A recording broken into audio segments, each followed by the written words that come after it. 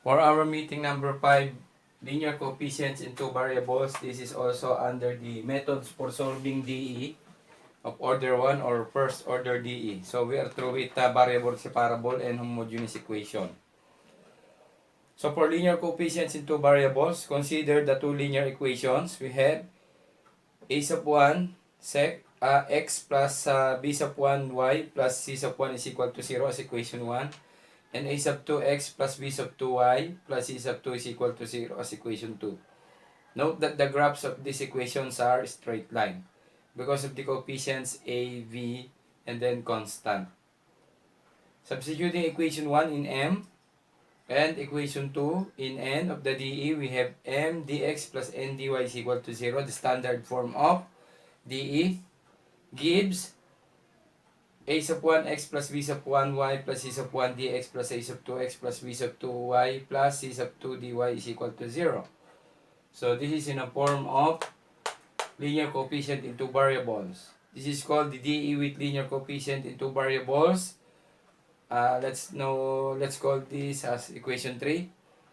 If the two linear equations representing two straight lines intersect, then let the intersection h and k stands for x and y be the point of intersection, then define a transformation of a dE for x and y as follows. X is equal to u plus x and dx is equal to du. For y is equal to substitute b plus k and dy is dv, and then all substitute in the equation 3. We have a sub 1 multiplied by u plus h plus b sub 1 multiplied by b plus k plus c1 du plus a sub 2 multiplied by u plus h plus b sub 2 multiplied by b plus k plus c sub 2 dv is equal to 0. Then distribute a sub 1, b sub 1, and then for right side a sub 2 and b sub 2. Now we have a sub 1 u plus b sub 1 v du plus a sub 1 h plus b sub 1 k plus c1 du plus quantity a sub 2 u plus b sub 2 v du plus a sub 2 h plus b sub 2 k plus c sub 2 dv is equal to 0. But a sub 1 h plus b sub 1 k plus c sub 1 du and a sub 2 h plus b sub 2 k plus c sub 2 dv is equal to 0. Why? Because the derivative of constant is 0. Hence, ang matitira na lang is a sub 1 u plus b sub 1 v du plus a sub 2 u plus b sub 2 v dv is equal to 0. Then transform the preceding equation is now solvable by homogeneous. So note that upon substituting u plus h and v plus h for x and y respectively, the transform equation contains no constant term. So the first solution is to solve for the intersection h and k or x and y, and then substitute and then follow the procedure, and then leads to homogeneous equation, and then homogeneous equation leading to variable separable. So let's have an example. X minus 2y plus 3dx plus 4x plus y plus 3dy is equal to 0. Now solve for the intersection. We have x minus 2y is equal to negative 3 and 4x plus y is equal to negative 3. Now, by elimination, I will multiply this by negative 2. Why? Para maging negative 2y ito. Ito ay, okay, 2 na lang para positive 2y and this negative 2y. So, this is x minus 2y is equal to negative 3. And this becomes 8x plus 2y equals negative 6. And then add natin, cancel ang y. We have 9x is equal to negative 9. And then x is equal to negative 1. Now, solve for y. In any of the equation, let's say in equation 2, we have y is equal to negative 3 minus 4x is equal to negative 3 minus 4 times negative 1. So, y is equal to negative 3 plus 4 is equal to positive 1. So, the value of x that is equal to h, and then the value of y is equal to 1, and that is equal to K. Okay? Let's see if our answers are correct. So, tama, no? Now, another solution. Using calculator. Pagka ganyan guys ha, calculator na lang gagamitin ha. Using Casio FX911ES. So, write the numerical coefficient of the variable. So, we have 1, negative 2, negative 3, and then for equation 2, 4, 1, and negative 3. This is for x, y, and constant. So, susunod mo lang yung numerical coefficient yung kasama. 1, negative 2, negative 3, 4, 1, and negative 3. And then, mode, and then equation 5 and 1. So, you press mode, and then hanapin mo yung equation. Nasa 5 yon, press 5, and then 1. So, input mo yan. 1 equals, negative 2 equals, negative 3 equals, 4 equals, 1 equals, negative 3 equals, and then equals. For x, you have negative 1. Like that. And then, press again equals. For y, you have positive 1. So, yan ang solution kung meron ka ng calcio, no? So, pause ko muna, burahin ko, then tuloy natin yung solution. Let us continue. So, now, di ba, nasolve na natin yung h and k for negative 1 and 1 respectively. Now, we said earlier that we will substitute the value of h for x is equal to u and then minus 1 dahil plus h is negative 1. So, dx is equal to du. And for y is equal to v plus k, so v plus 1. So, this is now dy is equal to dv. And then substitute to original equation. So, upon substituting, we have now x is u minus 1 minus 2. Y is v plus 1. And then plus 3. And then dx is equal to du. And then plus 4.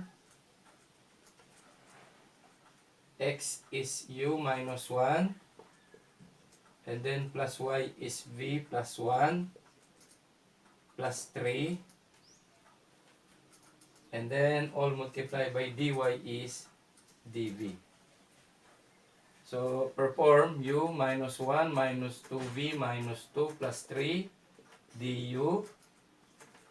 And then plus 4u minus 4 plus v plus 1 plus 3 dv. So, u minus 2v du cancel na yung negative 1 minus 2 plus 3. And then plus 4u plus v cancel na rin yung negative 4. Because the derivative of constant is 0. Kaya nawawala na yun. Base sa binasa natin kanina. And then dv is equal to 0. Nawala yung mga equal to 0. So this now leads to homogeneous equation. Now let u is equal to, di ba dati x is equal to vy, ganun, ano? Pero this time hahanap tayo kasi meron na tayong xy. Pag sinubstitute pa natin yung xy dyan, magiging redundant or paulit-ulit. So now, let u is equal to mv. And then our du is equal to m dv plus v du. So we have mv minus 2v du is m dv plus v du plus 4 mv plus v and then multiply by dv is equal to 0. So, ulitin natin. U is mv minus 2v. And then du is mdv plus vdu.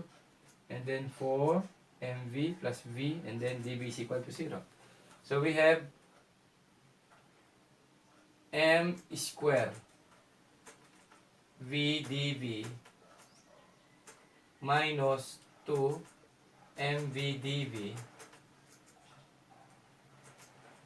plus mv square du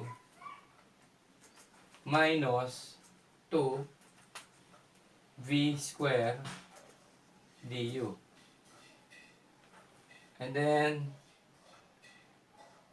plus 4 mv dv plus v dv is equal to 0. Okay, let's pause saglit. Going back, guys. So, correction lang. Yung u is equal to mv, ang du ay mdv plus vdm. No? Na-overlook ko yung du doon. M. So, ngayon, ito ay isa-substitute natin sa ang u ay mv minus 2v. Ang du ay mdv plus vdm. Okay. And then plus 4mv plus vdv is equal to 0. Okay. So, m square v dv, and then plus ito muna pala yung ginawa ko, minus 2 mv dv, and then yun na, plus mv square dm, yun, dm, and minus 2 v square dm. And then ito, sinulat ko lang sa baba, 4mv dv plus vdv is equal to 0. Baka meron tayong pwede pagsamahin, ano? Yung mv dv, yan, okay. So, I have here m square v dv. So, ilan na lang yung natira doon? 2mv dv, dahil plus 4 minus 2, plus vdv, ito, lahat ng dv, pagsamasamahin natin sa kaliwa, 1, 2, 3. Tapos, plus mv squared dm minus 2v squared dm is equal to 0. And then, factor out natin ng dv. Ang v at saka ang dv. Okay, v muna. Ano matitira? M squared plus 2dv. Yung dv mamaya na, no? Plus 2v m, and then plus 1. Okay, and then I have here now dv. Pinakturat ko yung v dv, so matitira na lang m square, tapos dito 2m. Okay, tapos dito ay 1 plus ano ipapactor out natin dito, v at saka dm. So v at saka dm, ano matitira? V square, and then minus 2 mv square, pwede pala, no? Factor out, no? Ano? V square dm ang papactor. Okay, so m minus 2, okay, and then dm. Ulitin, ano pinactor? V square dm, ano natira? M dito, minus 2 is equal to 0. So this is now variable separable. Oh, grabe. So now, if I will divide this by v, no? Ano matitira dyan? M plus 1 square dv plus v m minus 2 and then dm, no? That is equal to 0. Common kasi yung v, kaya ako dinivide ng v. O tapos ano natira? M plus 1 square dm plus v, and then m minus 2 dm is equal to 0. So this is now variable separable nga, no? Okay, let's pause again. Going back. Now, this is variable separable. If I will divide this by m plus 1 square and then v, I have now dv over v for left side. And then for right side is plus, cancel ang v, m minus 2 dm over m plus 1 square is m plus 1 multiplied by m plus 1 is equal to 0. Then I will now integrate this as a rule. So ito walang problema. This is ln of v and this is ln of 0, ln of c. Now ito is by partial fraction. So for partial fraction, m minus 2 all over m plus 1 square is equal to a all over m plus 1 plus b all over m plus 1 square. Okay? So equals a, kulang siya ng isang m plus 1 o m minus 2 yon is equal to a, kulang siya ng m plus 1 plus b, meron na siya doon yung m plus 1 square, sa kanya lahat yun, kaya b na lang siya. Now if m is equal to negative 1, mag-iisip ka ng value na magsisiro yung isa. So a is equal to 0, solve b. So we have negative 1 minus 2 is equal to 0 ang a, b na yan. So b is equal to negative 3. Now if m is equal to 0 and then b is equal to negative 3, solve a. So negative 2, lagi dito nagsisimula, dyan. So 0 na kasi yun, is equal to a, 0 plus 1 is 1, plus b is negative 3. So a is equal to, ano magiging value? Pag dinranspose ko doon, magiging positive 3 minus 2 is 1. So a is equal to 1 and b is equal to negative 3. Going back, so we're correct. So we have now here, from here, ln v, and then plus. Now this integral is equal to, here, a, what is a? 1, and then dm over, yung a mo, sinasubstitute mo, ito na ngayon yun ha, dito, m plus 1 and then plus b, what is b? Negative 3 dm over m plus 1 and then square, and then equals ln of c. So this is integrate, no? Integrate lahat yan. Okay, ln v plus integrate lahat yan. Okay, itong naka open and close bracket or braces, bracket. Okay, so we have ln v plus ln m plus 1, and then this is power formula, no? We have minus 3, and then the integral of m plus 1 raised to negative 2. Dahil nasa ilalim, pag dinala mo sa doon, magiging plus 1 yan. Okay, magiging negative plus 1. Power formula. What is negative 2 plus 1? Negative 1. And then that is equal to ln of c. So ln v plus ln m plus 1 minus 3 plus 3. Why plus? Negative, negative, positive. And then m. Okay, pag nag-integrate ka, wala nang power formula. Wala nang integral sign. So that is m plus 1 raised to negative 1 is equal to ln of c. So ln v plus ln m plus 1 and then plus 3 all over m plus 1 sa ilalim para maging positive is equal to ln of c.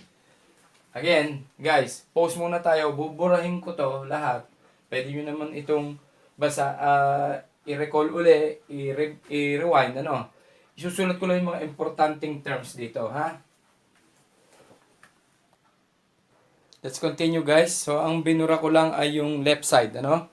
So, natatandaan nyo itong sa homogeneous to, di ba? Sinulat ko lang yung isa-substitute natin dito sa bandang dulo. So, pwede natin sabihin ito as continuation here. Ln multiply by V multiply by M plus 1. Okay? Dahil para sa ln yun, ano? Plus ln of C. Okay? Guys, yung C, pag tinranspose mo, although that is negative ln of C, but still constant pa rin.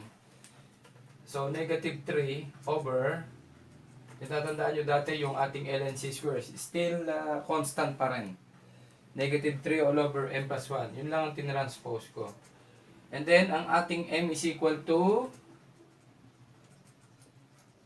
U all over V. So, M is equal to U over V. So, ln U all over V, U all over V plus 1 plus ln of C is equal to negative 3 all over U all over V plus 1. So, medyo mag-ano tayo dito, guys, ano? U all over V, and then V, and then U plus V, and plus ln of C is equal to negative 3 over V, and then U plus V. Okay? Going back, guys. So, this is already V. Hindi na tayo dapat mag-substitute. Sa M lang tayo magsa-substitute. No? So, ano ginawa natin dito? Yung denominator niya, yan, U over V, and then plus V over V is 1. So, cancel na yung V. So, ano matira? N, U plus V, and then plus ln of C is equal to, so this is negative 3V all over U plus V. Bakit? Kasi, ito ay negative 3 over 1 times V all over U plus V. That is by division of fraction. Yung nasa denominator, reciprocal yun. Ano? Okay? So, pause muna uli.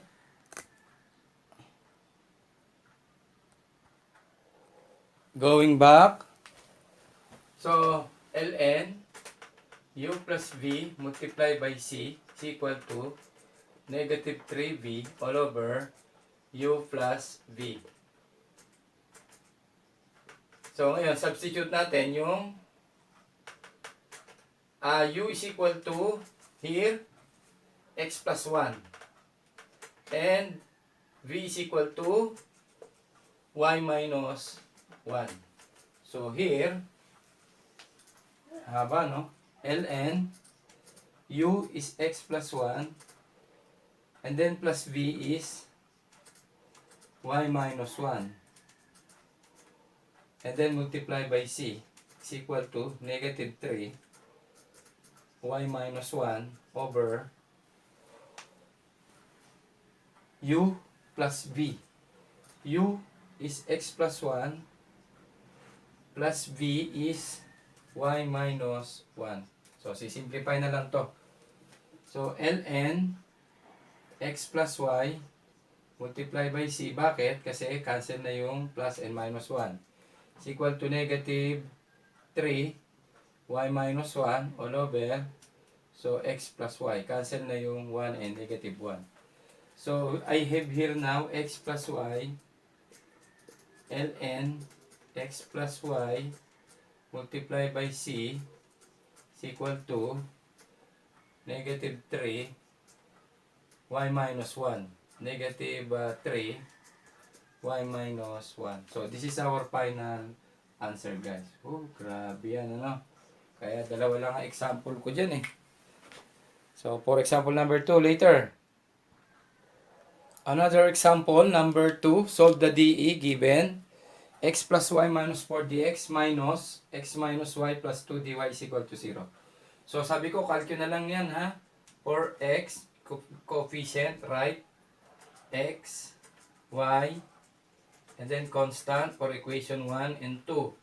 We have 1, 1, negative 4. And then 1, negative 1 and 2. So solve for the value of h and k. So mode 5 and then 1. So 1 equals negative 4 equals 1 equals negative 1 equals 2 equals negative 1 and negative 3. So for u is equal to and then v. Ano nga yung gagawin natin doon? Pause muna ulit. Guys, when we transpose this equals to 0, so we have positive 4 and this is negative 2. So repeat again, 1 equals 4 equals 1 equals negative 1 equals negative 2 equals 1 positive and then for k is 3. So sinulat ko na, we have x is equal to, substitute, x is equal to u plus 1 and dx is equal to du. And then for y is equal to v plus k, v plus 3 and dv is equal to dy is equal to dv. And then lahat substitute natin sa original equation. X u plus 1 plus y v plus 3 dx. And then minus x is u plus 1 and then y is minus, okay, minus y is v plus 3. Bakit nawala yung plus 4 dito? Okay, ulitin. So x u plus 1 plus y v plus 3 minus 4. And then what is dx? Dx is du. And then minus, what is x? X is u plus 1 minus y. What is y? v plus 3. And then plus 2. And then what is dy? dy is dv. Okay? So u plus 1 plus v plus 3 minus 4 all multiplied by du minus u plus 1 minus v minus 3 plus 2 all multiplied by dv. So here, napapansin nyo, nawawala yung constant, di ba? Oh, 1 minus 3 is positive. Oh, bakit ganon? Pause natin. Tama naman guys no? So this is negative 3 and this is 1 plus 2, that is positive 3, so cancel. Kasi ayokong lumala pa yung problema eh. Halimbawa, sinosolve ko, nagkamali ako, kaya ako pinopause agad. Pag meron akong nakitang alinlangan or konting pagkakamali, pinopause ko na agad para ma-correct ko. Kasi pag mali ako at nahaba ang solusyon ko, lalong sayang yung video, no? So, I have here now u plus v du and then minus u minus v and then dv is equal to 0. Oh, nawala lahat ng equal to 0. Okay. So, again, this is now homo. No? So, the linear coefficients in two variables generally leads to homo and then almost all homo generally leads to variable separable. So, let u is equal to mb such that du is equal to m dv plus v du. No, m. Alam na, nagkamali na kanina eh. Du is equal to m dv plus v dm. So, m v plus v and then multiply by du is m dv plus v dm and then minus u is m v minus v and then multiply by dv is equal to 0. Okay, eto na. Yeah. M square V, D, V, O. O, di gusto mo, yung sa gitna muna ito. So, M, V, D, V. And then, plus M, V square, D, M. Para magkakatabi na yung D and DV. And then, plus V square, D, M. Minus M, V, D, V. Plus V, D, V is equal to 0. Lahat ng V, pagsama-samahin. Ang haba. Ano ba pwede muna nating ano dito? Ito, cancel ito. O, ayan. Ano pa? DV. DV. So, M square V dV. Okay? Ganyan ang cancel natin. Para naisulat na yan. Ito pa. Plus V dV. Okay? Plus MV square dm. Plus B square dm is equal to 0. And then factor out ko ang V. M square plus 1 and then dV. Pinactor out ang V dV. So natira M square. And then dito is 1 na lang. Plus. Ano pwede natin factor out dito? B square. So ano matitira? M plus 1 and then dm is equal to 0. Pause muna ulit. Let's continue, guys. So here, variable separable, isulat ko lang. So v multiplied by m square plus 1 dv plus v square m plus 1 dm is equal to 0. Now, I will divide this by, so this is now variable separable. M square plus 1, and then V square.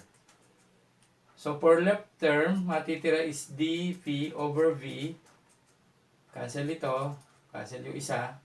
Plus, cancel V square, M plus 1, dM all over M square plus 1.